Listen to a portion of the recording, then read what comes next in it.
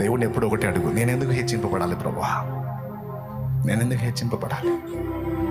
నా జీవితాన్ని దర్శించి వెలిగించి నన్ను విమోచించి నాకై ప్రాణం ఇచ్చి ప్రేమించి రక్షించి నన్ను హెచ్చింపబడాలి. నా బ్రతుకు మూలంగానైనా సరే, చావు మూలంగానైనా సరే, ఏ విధంగానైనా సరే నీ నామం మహిమపరచబడాలి, నీ నామం కీర్తించబడాలి, నీ నామం నన్ను బట్టి ప్రస్తుతించబడాలి, సన్నుతించబడాలి. నీ నామాన్ని ఊరేగించుకుంటూ నా జీవితాన్ని ముగించుకోవాలి. నాకంతే చాలు. నాకే ఘనత గొప్ప నాకొద్దు. నవ్వేవాడు నవ్వినా, ఏడ్చేవాడు ఏడ్చినా అవేవి నాకు పట్టవు నాయన. నిన్ను మయంపరచుకోవటమే నా జీవిత లక్ష్యం అనే యథార్థ హృదయంతో ముందుకెళ్ళావు. ఆయన చూసుకుంటాడు. హెచ్చింపు నువ్వుగా నేనుగా ఆశించొద్దాం. ఒకవేళ ఆయన ఘనపరిస్తే అది ఆయన ప్రేమ,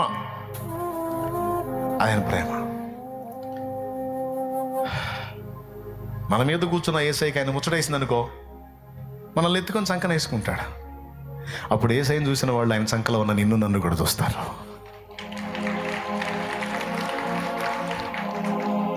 అసలు ఏసై నేను కోరుకున్నదే నీ ధన్యత. ఓకే,